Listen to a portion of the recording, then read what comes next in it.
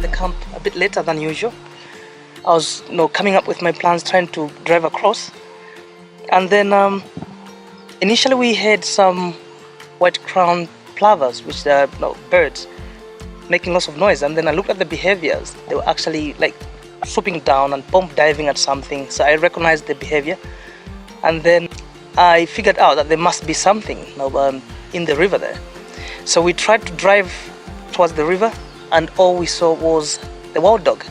And then not only that, but then we saw the kill. As we were actually watching the dog feasting, we started looking at the behavior of the dog. The dog was actually getting into the water, feeding on the puku. And then after an hour of watching this particular dog, one of the guests actually pointed out that there is something like a cat in front on the bank through the grasses. And then we looked through binoculars, and then it was a leopard. So we were now wondering what was going on. And then eventually what we actually figured out was that we saw the leopard now start stalking the dog. And eventually the leopard approached very, very near to where the dog was getting from the water up onto the bank.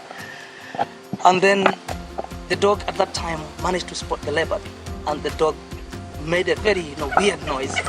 Of course, it must have been a noise from distress, and ran away, but then stopped. And this leopard now advanced toward the dog right on the bank through the grasses. And we were literally about 5 meters away from the whole scenario. And then eventually the dog started charging on the leopard. So this has been an incredible moment for me. It's just phenomenal. I've never seen such a situation, and yeah, it was absolutely wonderful moment, quite phenomenal.